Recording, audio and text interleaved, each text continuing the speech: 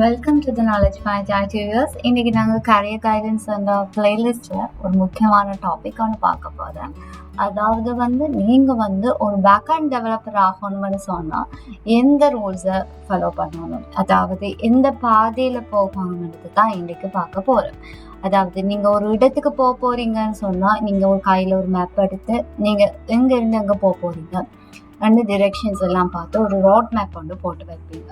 So அப்படித்தான் நீங்கள் ஒரு கரியருக்கு போகணும் என்றாலும் இப்போ இருக்கிற பொசிஷன் எப்படி நீங்கள் என்னென்னதை படித்து என்னத்தை லேர்ன் பண்ணி எப்படி எக்ஸ்பீரியன்ஸ் எடுத்து போகணும்னு ஒரு வழிமுறை இருக்குது. ஸோ அந்த ரோட் மேப்பை தான் இன்றைக்கு பார்க்க போகிறோம். ஸோ பார்த்தோம்னா முதல்ல பேக் அண்ட் ஃப்ரண்ட் அண்ட் சொல்லி ஒரு தெளிவு இருக்காது கொஞ்சம் பேருக்கு. ஸோ அதை முதல்ல நான் தெளிவுபடுத்தேன். ஃப்ரண்ட் எண்ட்னு சொன்னால் ஒரு விஷயத்த நீங்கள் ஒரு வெப் அப்ளிகேஷன் எல்லாம் பார்ப்பீங்க. அங்கே பார்த்தீங்கன்னு சொன்னால் நல்ல ஒரு வடிவான ஒரு வெப் பேஜ் இருக்குது. அங்கே நீங்கள் ஒரு யூஐயை தான் ஒரு இன்டர்ஃபேஸை பார்ப்பீங்க. அங்கே எந்த விதமான ஃபங்க்ஷன்களும் இருக்காது ஃப்ரண்ட் எண்ட்னு சொல்லுவோம். ஸோ அதில் நீங்கள் என்ன செய்யலாம், அதை டேட்டாவை கொடுத்து அதுக்குரிய ரிசல்ட்டை எடுத்துக்கொள்ள முடியாமல் இருக்கும். அதாவது எந்த விதமான ஃபங்க்ஷனும் இம்ப்ளிமெண்ட் பண்ணியிருக்க மாட்டாங்க எங்கள் ஃப்ரண்ட் எண்ட். பேக்கண்ட்னு சொன்னீங்கன்னு சொன்னால் ஒரு டேட்டாவை நீங்கள் கொடுக்கும்போது அதுக்கு சரியான ஒரு டேட்டாவை அது ஸ்டோர் பண்ணின அந்த இடத்துல இருந்து உங்களுக்கு நீங்கள் கேட்ட டேட்டாவை சரியாக ஜஸ்டிஃபை பண்ணி தர்றவங்க தான் பேக்கண்ட். அப்போ இதுக்கு சில ஃபங்க்ஷன்ஸ் லாஜிக்ஸ் எழுதுவாங்க. அதன் மூலம் தான் என்ன செய்யலாம், நீங்கள் கேட்ட விஷயத்த அந்த ஃப்ரண்ட் எண்டில் எடுக்கக்கூடிய மாதிரி இருக்குது. இந்த பேக்கண்ட் நீங்கள் எழுதுவதன் மூலம்தான். ஸோ அப்போ பேக்கண்ட் இல்லாமல் தனியாக ஃப்ரண்ட் எண்ட் இருந்து எந்த பிரயோசனமும் இல்லை. ஸோ அப்போ நீங்கள் ஒரு இண்டஸ்ட்ரிக்கு போனீங்கன்னா ஃப்ரண்ட் எண்டுக்கு தனி ஒரு டெவலப்பர் இருப்பார், பேக்கண்டுக்கு ஒரு தனி ஒரு டெவலப்பர் இருப்பார். இனி பார்த்தோம்னு சொன்னால் இப்போ நீங்கள் ஃப்ரண்ட் எண்ட் டெவலப் பண்ணினா அப்புறம் தான் பேக்கண்ட் டெவலப் பண்ணுற விஷயம் இல்லை. பேக்கண்ட் டெவலப்பர்ஸ் என்ன செய்வார், தங்களோட பேக்கண்டை டெவலப் பண்ணி கொண்டிருப்பார். என்னத்தை யூஸ் பண்ணிட்டு ஏபிஐ கான்செப்ட் இருக்குது. அங்கே போயிட்டு ஃப்ரண்ட் எண்ட் எப்படி வருமோ என்னென்ன ஃபீல்ட்ஸ் வருமானு சொல்லியிருக்காங்க. அதுக்கேற்ற மாதிரி அவங்க அந்த ஏபிஐயில் டேட்டாவை கொடுத்து சரியாக ரிசல்ட்ஸ் வருதான்னு பார்ப்பாங்க. ஸோ அதாவது சர்வரில் இருந்து கிளைண்ட்டுக்கு அனுப்பி கிளைண்ட் அந்த கொடுத்த விஷயத்த விசிபிள் படி பார்க்கக்கூடிய மாதிரி இருக்கான்னு சொல்லி பார்க்கக்கூடிய மாதிரி இருக்குது. ஸோ இப்படியான விஷயம்தான் பேக்கண்டில் நடக்க போகுது. இனி இப்போ ஒவ்வொன்றையும் தனித்தனியாக, அதாவது ஒரு பேக்கண்ட் டெவலப்பராக என்னத்தை லேர்ன் பண்ணணும்னு சொல்லி பார்ப்போம். பேக்கண்ட் டெவலப்மெண்ட்டுக்கு போகிறதுக்கு முன்னாடி ஃப்ரண்ட் எண்டில் உள்ள சிம்பிள் பேசிக் கான்செப்ட் தெரியாமல் பேக்கண்டில் உள்ள லாங்குவேஜை படிக்கிறது கஷ்டம். அதாவது பேசிக் எங்களுக்கு எப்போவுமே முக்கியம். ஸோ ஃப்ரண்ட் எண்ட் டெவலப்மெண்ட்டை பேசிக்னு பார்த்தோம்னா ஒரு வெப் அப்ளிகேஷன் க்ரியேட் பண்ணுறதுக்கு அடிப்படை ஹெச்டிஎம்எல்னு பார்த்தீங்கன்னு சொன்னால் எந்த விதமான ஒரு ஸ்டைலிங்குமே இல்லாமல் ஒரு சிம்பிளாக ஒரு வெப்பேஜ் ஒன்று நீங்கள் க்ரியேட் பண்ண போகிறீங்க. அதாவது ஹைப்பர் டெக்ஸ்ட் மார்க்அப் லாங்குவேஜ். ஒரு வெப்பேஜை ஒரு ஸ்கெலிட்டன் ஹெச்டிஎம். நீங்கள் ஒரு வெப்பேஜுக்கு கலர் கொடுக்க போகிறீங்க, பேக்ரவுண்ட் கொடுக்க போகிறீங்க, ஸ்டைலிங் கொடுக்க போகிறீங்க, ஃபாண்ட் சைஸ், ஃபாண்ட் ஸ்டைலிங் மாதிரி போகிறீங்கன்னா சிஎஸ்எஸ் யூஸ் பண்ணணும். அது கேஸ்கேட் ஸ்டைலிங் ஷீட். அடுத்த விஷயம், நீங்கள் ஒரு பட்டன்ஸுக்கு கொஞ்சம் அனிமேஷன்ஸ் வாங்கி கொடுக்க போகிறீங்க and some inline validation message கொடுக்க போகிறீங்க. இப்படி ஒரு ஃபீல்டு இருக்குது, அதில் இவ்வளோ நம்பர்ஸ் தான் என்டர் பண்ணலாம்னு ஒரு ரெஸ்ட்ரிக்ஷன் கொடுக்க போகிறீங்க.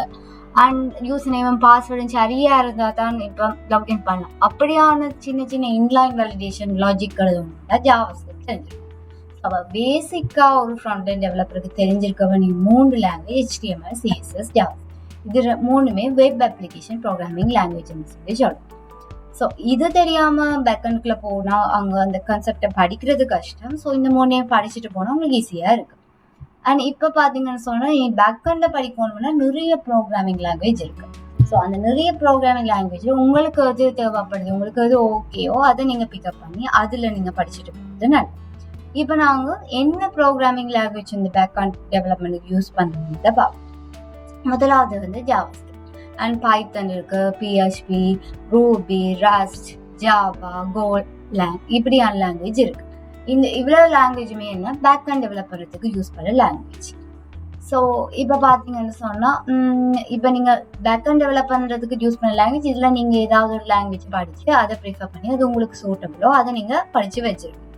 தென் உங்களுக்கு என்ன செய்யணும், திருப்ப லாங்குவேஜில் ஃபுல்லாக நீங்கள் கோடிங்கை டைப் பண்ணி நீங்கள் அதெல்லாம் செய்யணும். நீங்கள் இப்போ ஒரு உதாரணம் எடுத்தீங்கன்னு சொன்னால், இப்போ ஒரு வெப் அப்ளிகேஷன் செய்ய போகிறீங்க, ஃப்ரண்ட் அண்ட் செய்ய போகிறீங்க வெப் அப்ளிகேஷன்னா, நீங்கள் என்ன செய்வீங்க? பெரும்பாலும் நீங்கள் ஃபுல்லாக கோடிங் இல்லாமல் அது மாதிரி ஒரு டெம்ப்ளேட் எடுத்து எடிட் பண்ணுறது உங்களுக்கு ஈஸியாக இருக்குது. ஸோ அப்படியான ஒரு கன்செப்ட் தான் இங்கேயும் இருக்குது. அதை நான் சொல்லுவேன் ஃப்ரேம் ஒர்க் கான்செப்ட். அதாவது நீங்கள் இங்கே படித்த லாங்குவேஜ் ஒவ்வொன்றுக்குமே ஒவ்வொரு ஃப்ரேம் ஒர்க் இருக்கு. 1 2 3 4 ஒவ்வொரு ஃப்ரேம் ஒர்க்ஸ் இருக்கு. அதாவது ஜாவா ஸ்கிரிப்ட் எடுத்தீங்கன்னா ஜாவா ஸ்கிரிப்ட் கொஞ்சம் ஃப்ரேம் ஒர்க் வச்சிருக்கு.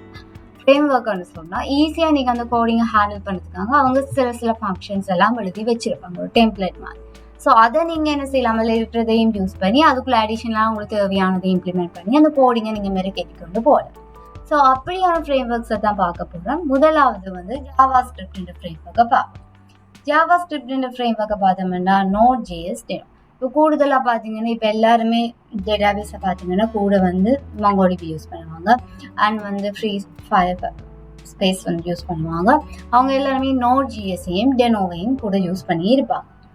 ஸோ இது ரெண்டுமே JavaScript frame work.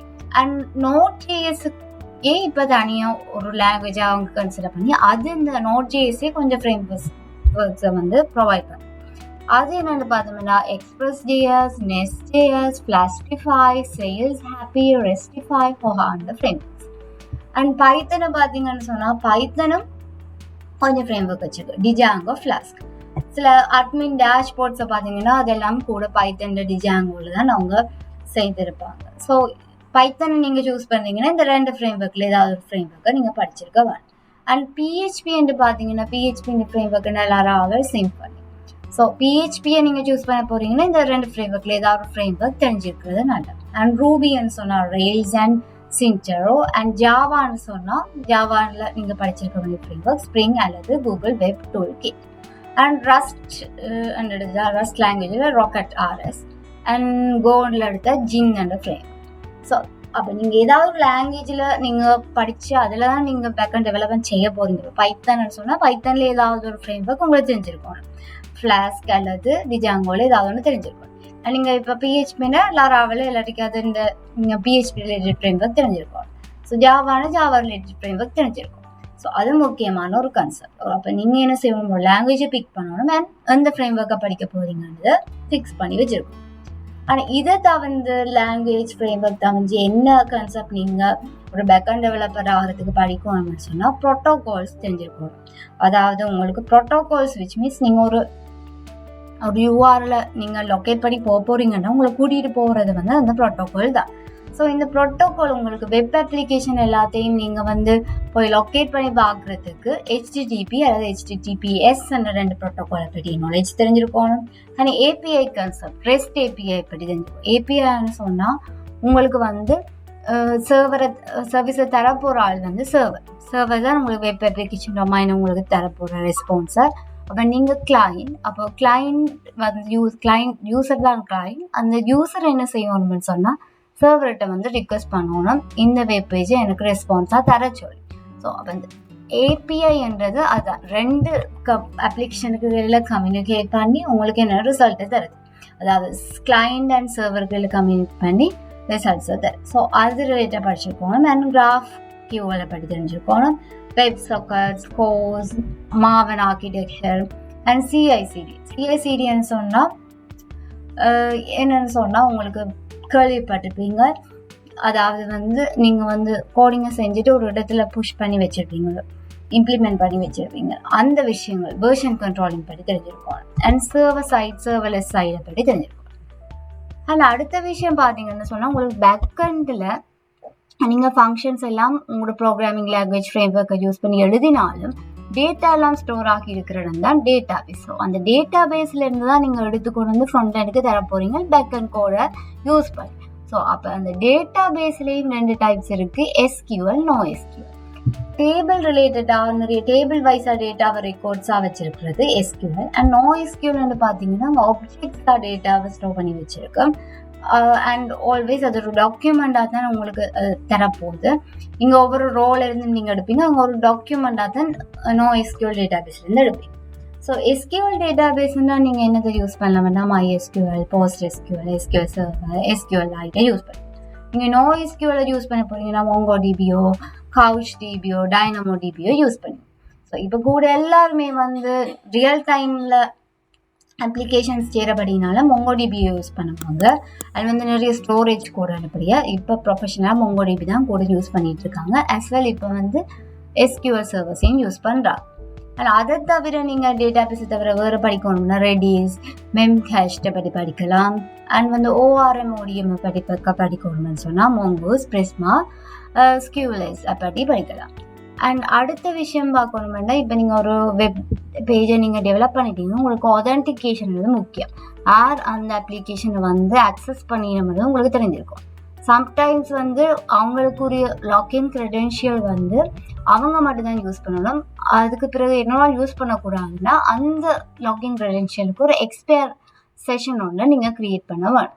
So அப்படியான விஷயம் இப்போ ஒரு லாக்இன் பேஜ்ன்னு இமேஜின் பண்ணிங்கன்னா நீங்கள் ஒரு யூஸருக்கு கொடுக்குறீங்க, அவருக்கு ஒரு யூசர் நேம் பாஸ்வேர்ட், அந்த யூசர் அதே யூசர் நேம் பாஸ்வேர்டுக்குரிய லாக்இன் க்ரெடென்ஷியலால் அவர் வேறு ஒரு லேப்டாப்லேயோ ஒரு டிவைஸில் அவர் வந்து லாக்இன் பண்ணும்போது அந்த செஷன் வந்து பழைய செஷன் எக்ஸ்பயர் ஆகி இந்த செஷன் மட்டும் அலோவ் பண்ணக்கூடிய மாதிரி ஃபெசிலிட்டிஸ் தான் இப்போ கூட அவங்க எல்லாரும் வெப் டெவலப் பண்ணி வைக்கிறாங்க. ஏன்னு சொன்னால் அது ஆதென்டிகேஷன் பர்பஸுக்காண்டி செய்கிறாங்க.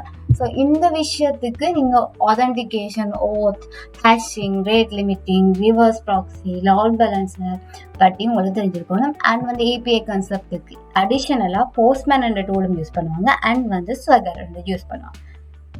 ரெண்டுமே API கான்செப்ட் தான். ஸோ நீங்கள் ஸ்வகரையும் படிச்சிருக்கலாம், இல்லாட்டி போஸ்ட்மேனையும் படிச்சிருக்கலாம்.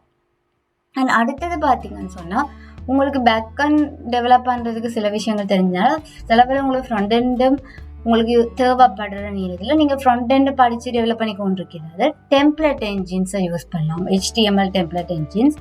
அந்த டெம்ப்ளேட் என்ஜின்ஸ் என்னென்னு பார்த்தா EGS, buck, handle pass, .jad, எட்டா இப்படியான விஷயங்கள் இருக்குது. அடுத்த விஷயம் பார்த்தீங்கன்னு சொன்னால் ஆப்ரேட்டிங் சிஸ்டம் வந்து கூட எல்லாரும் விண்டோஸ் தான் யூஸ் பண்ணிட்டு இருப்பாங்க. ஆனால் கோடிங் கமாண்ட் லைன் கூட வந்து ரன் பண்ணணும், எக்ஸிக்யூட் பண்ணணும் போது நீங்கள் வந்து லினக்ஸை யூஸ் பண்ணுறதுனால அண்ணன் வந்து உங்களுக்கு டெர்மினலில் கோட் பண்ணுறதுக்கு, டெர்மினல் CMDயில் கோட் பண்ணுறதுக்கு உங்களுக்கு சில கமாண்ட்ஸ் தெரிஞ்சிருக்கணும். அண்ட் ஜிட் கமாண்ட் தெரிஞ்சிருக்கணும். அதாவது நீங்கள் வந்து ரிமோட்டில் தான் நீங்கள் புஷ் பண்ணணும் உங்களோட டேட்டாவை. ஸோ வந்து ஜிட்டை படி தெரிஞ்சிருக்கணும். அண்ட் பேசிக் நெட்வொர்க்கிங் தெரிஞ்சிருக்கணும். அண்ட் உங்களோட வெப் அப்ளிகேஷனை செக்யூராக வச்சுருக்கிறது வெப் செக்யூரிட்டி தெரிஞ்சிருக்கணும். அண்ட் நீங்கள் ஒரு அப்ளிகேஷன் செய்கிறீங்க, அது ஃபினான்ஷியல் ரிலேட்டட், பேமெண்ட் ரிலேட்டட்னு சொன்னால் பேமெண்ட் லாஜிக்ஸ் அதெல்லாம் யூஸ் பண்ணுறதுக்கு உங்களுக்கு அந்த லாஜிக்ஸ் தெரிஞ்சிருக்கணும். அண்ட் நீங்கள் செய்கிற பேக்கண்டே டெஸ்ட் பண்ணணும், டேட்டா சரியாக போய் வருதான்னு டெஸ்ட் பண்ணி API டெஸ்டிங் தெரிஞ்சிருக்கணும்.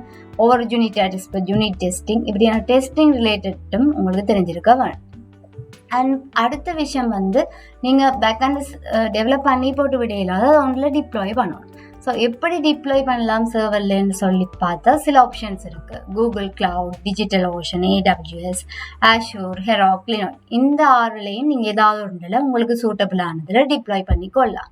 இங்கே பார்த்தீங்கன்னா கூட எல்லாரும் Google Cloud, Digital Ocean, AWS இந்த 3லையும் தான் கூட வந்து டிப்ளாய் பண்ணுவாங்க. இப்போ வந்து கூட ஆஷூர்லேயும் வந்து டிப்ளாய் பண்ணி கொண்டு இருக்காங்க. அண்ட் அடுத்தது வந்து பார்த்தீங்கன்னா உங்களோட வெப் அப்ளிகேஷன் இந்த பெர்ஃபார்மன்ஸ்ன்றது முக்கியம். ஏன் உங்களுக்கு வெப் டிராஃபிக் ஏற்படும். அப்போ அதை மேனேஜ் பண்ணுறதுக்கு உங்களுக்கு டாக்கர், பெர்ஃபார்மன்ஸ், ஸ்கேலபிலிட்டி, ஹெர்பனெட்ஸ் இப்படியான விஷயங்களை பற்றிய நாலேஜ் இருந்தால் தான் நீங்கள் அதை வந்து என்ன செய்யலாம், டெஸ்ட் பண்ணக்கூடிய மாதிரி இருக்குது. அண்ட் அதை விட வந்து உங்களுக்கு நீங்கள் ஒரு Node.js யூஸ் பண்ணீங்கன்னா NPM ரிலேட்டட் கமாண்ட்ஸ் தெரிஞ்சிருக்கணும். அண்ட் ஜான் தெரிஞ்சிருக்கணும். அண்ட் API-கான போஸ்ட்மேன், இஸ்மோனியா தெரிஞ்சிருக்கணும். அண்ட் GitHub தான் நீங்கள் என்ன செய்வீங்க, கோடிங்கை வந்து டிப்ளாய் பண்ணுவீங்க. சம்டைம்ஸ் இன்னொரு டெவலப் பண்ண கோடிங்கில் நீங்கள் சேஞ்ச் பண்ணணும்னா அதில் இருந்து எடுக்க தெரிஞ்சிருக்கணும், விச் மீன்ஸ் க்ளோன் பண்ண தெரிஞ்சிருக்கணும். அண்ட் வந்து உங்களுக்கு கமிட்ஸ், கமாண்ட்ஸ் இப்படியான விஷயங்கள் தெரிஞ்சிருக்கணும். அண்ட் GitHub அக்கௌண்ட்டை க்ரியேட் பண்ணி எப்படி நீங்கள் ஜிட்டை புஷ் பண்ணி ஜிட் கண்ட்ரோலிங் ஃபுல்லாக உங்களுக்கு தெரிஞ்சிருக்க வேணும். ஸோ அந்த விஷயங்களை நீங்கள் படிக்க வேணும். ஸோ இவ்வளோ விஷயங்களையும் படித்தா மட்டும் பத்துமானு கேட்டால் இல்லை. நீங்கள் என்ன செய்யணும், படித்த விஷயங்களை வந்து ப்ராக்டிஸ் பண்ணுறதுக்கு ப்ரொஜெக்ட் ஐடியாஸ் தெரிஞ்சுக்கணும். அதாவது இப்படியா ஒவ்வொரு விதமான ப்ரொஜெக்டில் நீங்கள் ஒர்க் பண்ணினா தான் நீங்கள் படித்ததை நீங்கள் என்ன செய்யலாம், அப்ளை பண்ணலாம். இப்போ இந்த மாதிரியான ப்ராஜெக்ட்ஸ் செய்து பார்க்கணும்னு சொன்னால் முதல்ல நீங்கள் சோஷியல் மீடியா வெப் அப்ளிகேஷன் செய்து பார்க்கலாம். அதாவது போஸ்ட் பண்ணுறது, எடிட் பண்ணுறது, வியூ பண்ணக்கூடிய application, chat application, video chat, rest API, Amazon scraper API, URL shortener, மற்ற க்ரட் ஃபங்க்ஷன் கேட்கக்கூடிய ஒரு பிளாக் கேப், அண்ட் வந்து ட்ராவல் லொக்கேஷன் ட்ராக் பண்ணக்கூடிய real time applications, user system, multiplayer, weather locker, e-commerce API sites, இப்படியான multiple ஒவ்வொரு வித்தியாசமான projects செய்து பார்க்கும்போது உங்களுக்கு வித்தியாசமான லாஜிக் ஃபங்க்ஷன்ஸ் எழுத வேண்டி வரும். ஸோ அப்போ உங்களுக்கு ஒரு எக்ஸ்பீரியன்ஸ் வரும். அப்போ உங்களுக்கு எரர்ஸ் வரும்போது அதை ஃபைன் பண்ணி செய்து முடிக்கும்போது உங்களுக்கு ஒரு ஐடியா கிடைக்கக்கூடிய மாதிரி இருக்கு. இப்போ லேர்ன் பண்ணுறதை விட நீங்கள் ஒரு ப்ரொஜெக்ட் இப்போ லேர்ன் பண்ணிட்டு செய்யும்போது உங்களுக்கு கூட வந்து அதில் வந்து ஃப்ளூவண்ட்டான நாலேஜ் எடுக்கக்கூடிய மாதிரி இருக்கு. ஸோ இப்போ என்ன உங்களுக்கு ஒரு பேக்அண்ட் டெவலப்மெண்ட்டுக்கு உரிய ஒரு ஐடியா கிடைச்சிருக்கு. எந்த வேல போய் என்னென்ன மாதிரி படித்து எப்படி ப்ரொஜெக்ட்ஸை டெவலப் பண்ணுறன்னு ஒரு ஐடியா கிடைச்சிருக்கு. ஸோ அப்போ நீங்கள் செல்ஃபாக இந்த டெக்னாலஜிஸ் எல்லாம் நோட் பண்ணி வச்சுட்டு அதை நீங்கள் செல்ஃபாக நோட் பண்ணி படிச்சுட்டு வருங்கள நீங்கள் என்ன செய்யலாம், செல்ஃபாகவே சில ப்ரொஜெக்ட்ஸை வந்து செய்து பார்க்கலாம். அண்ட் நிறைய ரிசோர்ஸஸ் இருக்குது இந்த டெக்னாலஜிஸை படிக்கிறதுக்கு, அண்ட் ப்ரொஜெக்ட்ஸ் செய்து பார்க்குறதுக்கும் நிறைய ரிசோர்ஸஸ் இருக்குது. அப்போ உங்களால் ஈஸியாக செல்ஃபாகவே ஒரு பேக்அண்ட் டெவலப்பராக வரக்கூடிய மாதிரி இருக்குது. ஸோ என்ன நீங்கள் ட்ரை பண்ணி பார்க்கலாம். தேங்க்யூ, பாய்.